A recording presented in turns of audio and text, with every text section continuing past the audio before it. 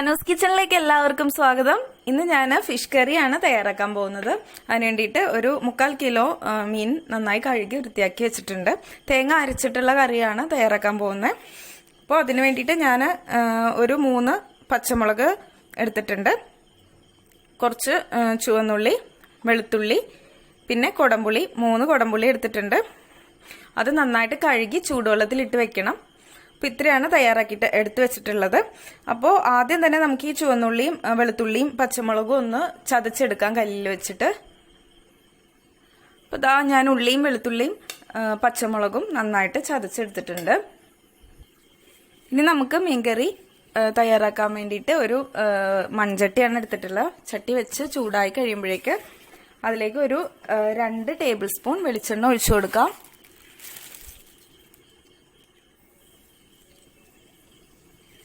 വെളിച്ചെണ്ണ ഒഴിച്ചിട്ടുണ്ട്. വെളിച്ചെണ്ണ ചൂടായി വരുമ്പോഴേക്ക് ഞാൻ 1 ടീസ്പൂൺ ഉലുവ ചേർത്തിട്ടുണ്ട്. 2 തണ്ട് കറിവേപ്പില കൂടി ചേർത്ത് കൊടുക്കാം. എന്നിട്ട് നമ്മൾ ചതച്ച് വെച്ചിട്ടുള്ള ഉള്ളിയും വെളുത്തുള്ളിയും പച്ചമുളകും കൂടി ഇട്ട് കൊടുക്കാം.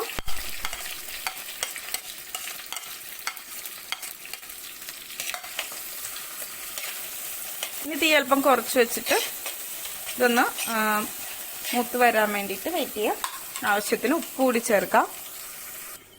ഇപ്പം നമ്മുടെ ഫിഷ് കറിയിലേക്ക് ആവശ്യത്തിനുള്ള ഉപ്പ് ചേർത്തിട്ടുണ്ട്. ഇനി അവസാനം പാകമല്ലെങ്കിൽ പിന്നീട് ചേർത്താൽ മതിയാവും. ഒന്ന് മിക്സ് ചെയ്ത് കൊടുക്കാം. ഇപ്പം നമ്മുടെ ഉള്ളിയെല്ലാം ചെറുതായിട്ടൊന്ന് മൂത്ത് തുടങ്ങിയിട്ടുണ്ട്. ഞാനിതിൽ ഇഞ്ചി ചേർത്തിട്ടില്ല.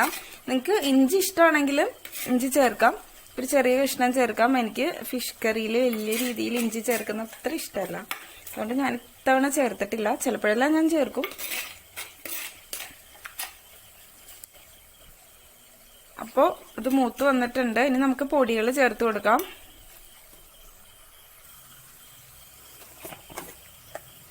ഞാൻ 1.5 ടീസ്പൂൺ മഞ്ഞൾപ്പൊടി ചേർക്കുന്നുണ്ട്.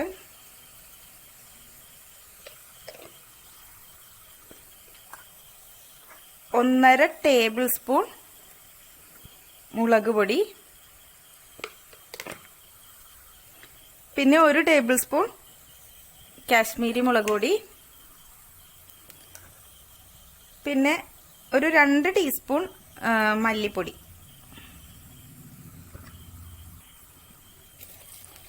ഇത്രയും ചേർത്തിട്ട് നന്നായി യോജിപ്പിക്കാം. പൊടികളുടെ എല്ലാം പച്ചമണം മാറുന്നവരെ നന്നായിട്ട് ഇളക്കിക്കൊണ്ടേയിരിക്കാം. പൊടികൾ കരിഞ്ഞു പോരുത്. തീ കുറച്ചിടാം.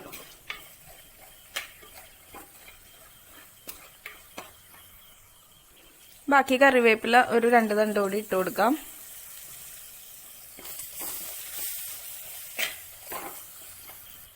ഇപ്പൊ നമ്മുടെ പൊടികളെല്ലാം മൂത്ത് വന്നിട്ടുണ്ട്. മൂത്ത് നല്ല മണം വരുന്നുണ്ട്. അപ്പം ഇതിലേക്ക് നമ്മൾ പുളി വെള്ളത്തിൽ കുതിർത്ത് വെച്ചിട്ടുണ്ടല്ലോ, ആ പുളിയും വെള്ളവും കൂടി ഒഴിച്ചു കൊടുക്കണം. തീയൊരൽപ്പം കൂട്ടി വെക്കാം. എന്നിട്ട് ഈ വെള്ളം ഒന്ന് തിളക്കാൻ തുടങ്ങട്ടെ.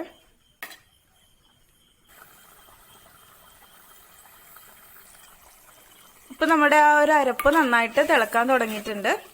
ഇനി ഇതിലേക്ക് മീൻ കഷ്ണങ്ങൾ ഇട്ട് കൊടുക്കാം. ഒരുപാട് വെള്ളം, പുളിയുടെ വെള്ളം കൂടാതെ ഞാൻ വേറെ വെള്ളമൊന്നും ഒഴിച്ചില്ല. അപ്പൊ പുളിവെള്ളം ഞാനൊരു ഏകദേശം 1 കപ്പ് വെള്ളം എടുത്തിട്ടുണ്ടായിരുന്നു. അപ്പൊ ആ വെള്ളം തന്നെയാണിത്. അപ്പോൾ ഇതിലേക്ക് മീൻ കഷ്ണങ്ങൾ ഇട്ട് കൊടുക്കാം. മീൻ കഷ്ണങ്ങൾ ഇട്ട് നന്നായിട്ട് മിക്സ് ചെയ്യാം. ഉടഞ്ഞു പോവാതെ വേണം മിക്സ് ചെയ്യാനായിട്ട്. ഉള്ളിയും സവാള മിക്സ് ചെയ്യണ പോലെ മിക്സ് ചെയ്യരുത്. അറിയില്ലാത്തവർക്ക് വേണ്ടിയിട്ടാണ് പറഞ്ഞത്. അപ്പോൾ നമ്മുടെ അരപ്പിൽ മീൻ കഷ്ണങ്ങളെല്ലാം പിടിച്ചിരിക്കണം. എന്നിട്ട് തീ ഒരൽപ്പം കൂട്ടി വയ്ക്കാം. മീൻ കഷ്ണങ്ങൾ ഇട്ടിട്ട് ഇതിലേക്ക് അരപ്പെല്ലാം ആയതിനു ശേഷം നമുക്കിനി ഒന്ന് തേങ്ങ അരച്ച് ചേർക്കുന്നുണ്ട്. ഞാൻ ഇതൊന്ന് തിളച്ച് തുടങ്ങിയിട്ട് ഞാൻ തേങ്ങ അരപ്പ് ചേർക്കുന്നുള്ളൂ. തേങ്ങയിൽ വേറെ ഒന്നും ചേർക്കുന്നില്ല. ഒരു വലിയ തേങ്ങയാണെങ്കിൽ 1 മുറി മതിയാകും. ഇത് ചെറുതായതുകൊണ്ട് ഞാൻ 1.5 മുറി തേങ്ങ എടുത്തിട്ടുണ്ട്. അപ്പോൾ 1/2 മുറി തേങ്ങ നന്നായിട്ട് അരച്ച്, അതിലൊന്നും ചേർത്തിട്ടില്ല, അരച്ചത് ഇതിലേക്ക് ചേർക്കാം. ഇതൊന്ന് തിളച്ച് തുടങ്ങുമ്പോഴേക്ക്. അപ്പോൾ ഇതാ നമ്മുടെ മീൻ കഷ്ണങ്ങൾ തിളച്ചു തുടങ്ങിയിട്ടുണ്ട്. ഇനി ഇതിലേക്ക് തേങ്ങയുടെ അരപ്പൂടി ചേർക്കാം. തേങ്ങ അരപ്പ് ചേർത്തിട്ടുണ്ട്. ഇതിലേക്ക് ഞാനൊരു സ്വല്പം കൂടി വെള്ളം ഒഴിച്ച്, മിക്സിയുടെ ജാറിലേക്ക് വെള്ളം ഒഴിച്ചൊന്ന് അതിലേക്ക് മൊത്തം ഒഴിക്കുന്നുണ്ട്.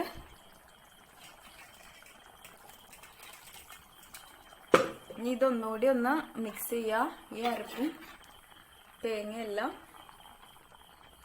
മീൻ കഷ്ണങ്ങൾ ഉടയാതെ വേണം, ശ്രദ്ധിച്ച് വേണം മിക്സ് ചെയ്യാനായിട്ട്.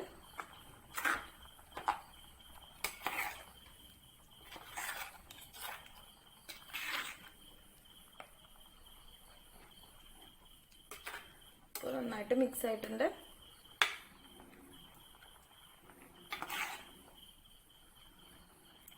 ഇനി ഇതിന്റെ ഉപ്പൊന്ന് നോക്കാം നമുക്ക്. ഉപ്പ് പോരെങ്കിൽ ഈ ഒരു സമയത്ത് ചേർത്ത് നോക്കുക. ഉപ്പെല്ലാം പാകത്തിനാണ്.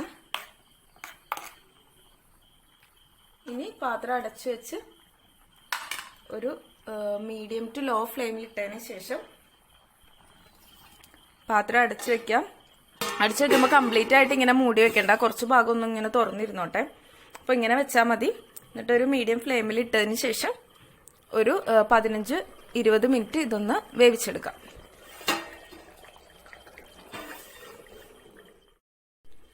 ഇപ്പോൾ ഒരു 15 മിനിറ്റ് കഴിഞ്ഞിട്ടുണ്ട്. നമുക്ക് അടപ്പ് തുറന്ന് നോക്കാം.